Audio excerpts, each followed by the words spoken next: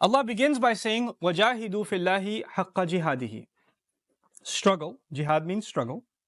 Struggle with no goal before you except Allah. Be clear that every struggle you're making, Allah is in your vision. And do that in the way that Allah deserves. I'm being very rough and easy with the translation for the purposes of khutbah. Struggle for the sake of Allah the way He deserves it. Try to do things for Allah the way He deserves it. Now, the issue is that that's practically impossible. None of us prays to Allah the way He deserves it. None of us thanks Allah the way He deserves it. None of us obeys Allah the way He deserves it. None of us remembers Allah the way He deserves it. That's impossible. No matter how much you do, you and I can never actually fulfill how much Allah actually deserves. وَأَصْبَغَ عَلَيْكُمْ نِعَمَهُ ظَاهِرَةً وَبَاطِنًا. Allah says He unleashed His favors on you, the ones you can see and the ones you can't even see.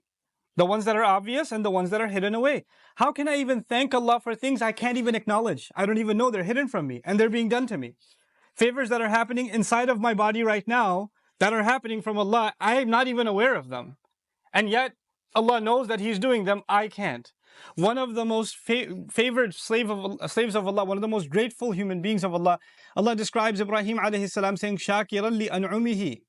He was grateful to Allah's favors. But the word an'um is, for those of you who know a little bit of sarf, is considered jam'u qillah, which means he was grateful for only a few favors of Allah. It doesn't mean many favors, it means a few favors. Now that sounds inappropriate. Ibrahim alayhi salam was grateful for a few favors of Allah? Well, no, actually, compared to the number of favors Allah has done, a human being, even if they spent their entire life being grateful like Ibrahim alayhi salam, that would only amount to a few favors that you were actually able to be grateful for. And there's so many unlimited more that you and I cannot even count, much less be grateful for. So Allah says, وَإِن تَعُدُّوا نِعْمَةَ اللَّهِ لَا تُحْصُوهَا. If you try to count or encircle, completely grasp the favor of Allah, you can't. And in that remarkable ayah, He didn't even say the favors of Allah. If you and I can't even fully appreciate one favor of Allah. نِعْمَةَ Allah. That's ismu jins here, it's mufrad also. One single favor of Allah I can't fully appreciate. One favor of Allah is my ability to see. One single favor of Allah. In how many ways is that one single favor of Allah helping me? I can't even count. How many ways has it saved my life? How many ways is it providing for me? How many ways is it giving me joy? How many ways is it preventing harm from it's countless. Per second, it's countless. So even one favor we can't. Now I come back to the point. Allah says, I want you to struggle for me the way I deserve it. And I'd like to give you a comparison again to help you visualize this problem. You go for a job interview, and you don't know any programming. You're not a programmer, you have no technical background, your resume under technology says Google and Microsoft Word, and that's pretty much it. You know nothing else. And you go for this job interview, and the interview says, yeah, well, for this job, you need the following coding languages and at least 10 years experience in this language, and he starts listing languages. And you're just listening there, sitting, and you have to have management experience, and you've had to have developed mobile apps for at least 5 years, and you have to have a portfolio of at least 20 projects, and he's going on and on and on, and you're sitting there, it's 30 minutes this guy's going on, and you're sitting there going, can he just stop so I can say, sorry, this is not me, and I can leave and save myself the embarrassment? Because he's looking at your resume that has none of those qualifications, and he's telling you how impossible this job is for you. I mean, how am I qualified for that? And at the end of that interview, he looks at you and says, congratulations, you start tomorrow. Well, if he said that, you'd be sitting there, no, that's not me. I can't do that job. I'm not qualified for this. Why are you choosing me? Allah says to you and me, you will struggle for me the way I deserve. My immediate response is, I'm not qualified. How am I qualified? This is way up here, and I'm way down here. I think you might have me, somebody else might be a better fit for this job. And Allah then says, Huwa ajtabakum. Now He says, He, in fact, He alone has chosen you. He's the one that's chosen you.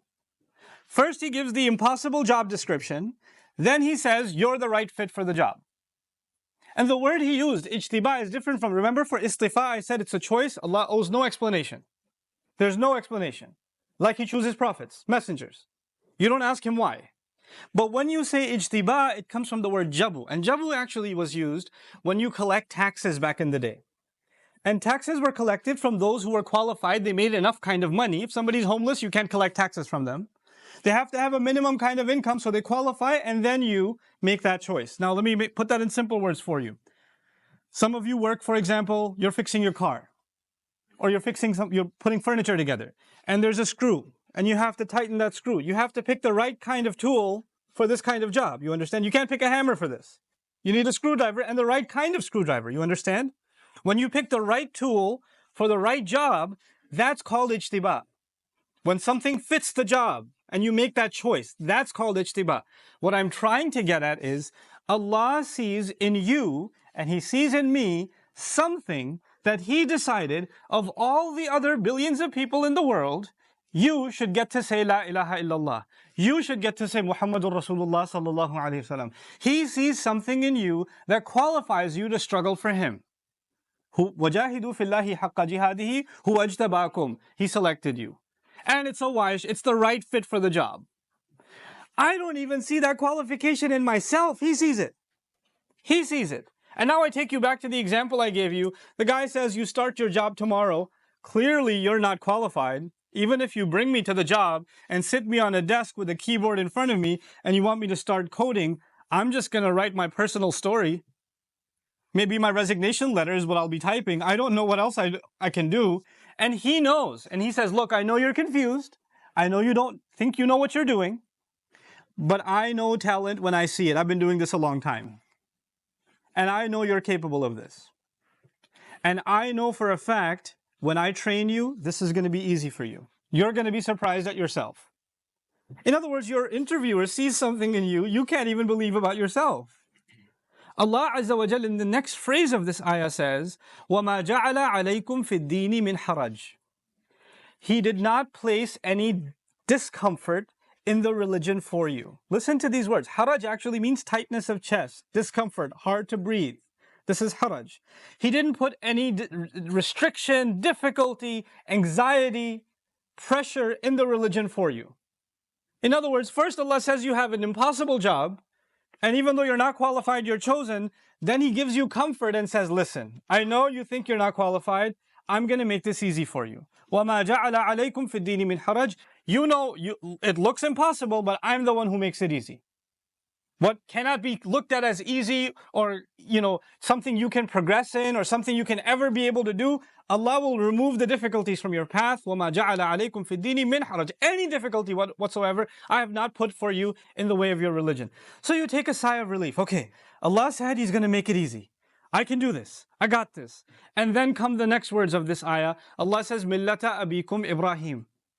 He says, you are the continuity of the legacy of your father, Ibrahim. So He makes reference to which prophet?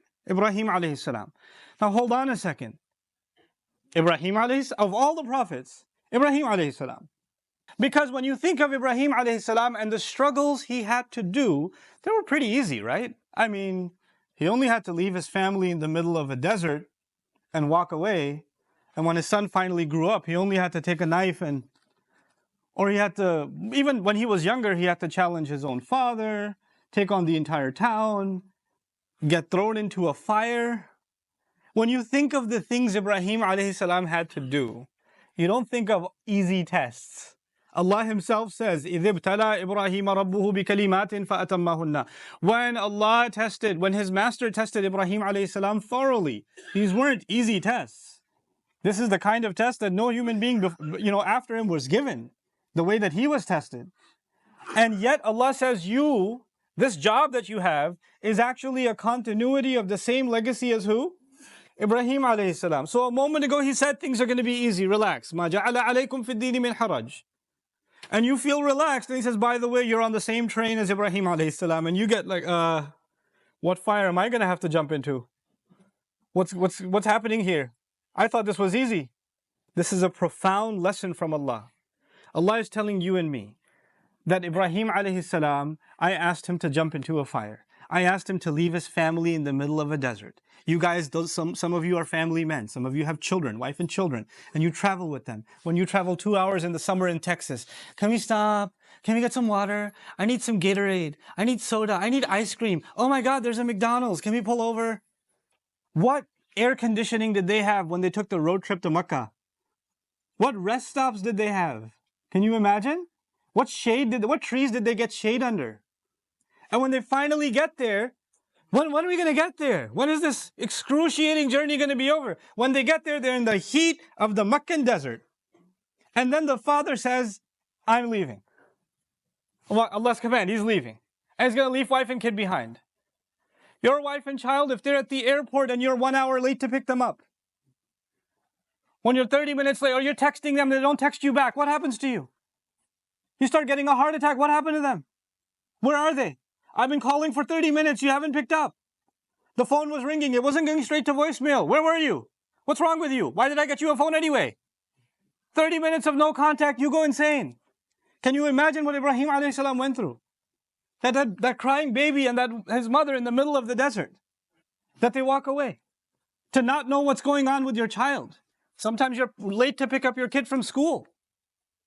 You know, and you got stuck in traffic. And nobody at the school is picking up, and you don't know where your child is until you get there. What your child goes through, what you go through. Ya Rab, the trials of Ibrahim alayhi salam were so massive, they're so difficult to comprehend. I can't imagine when you know, our children, when they're even playing near a swimming pool, we run and pull them away.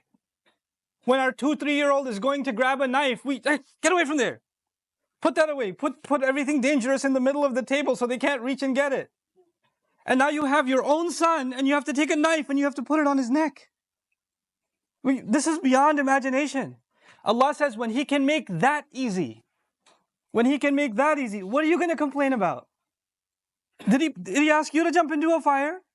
Did He ask you to leave your family in the middle of a desert? I've put you on the same track as Ibrahim alayhi salam. He can make those things easy. You have nothing left to worry about. You're on that legacy.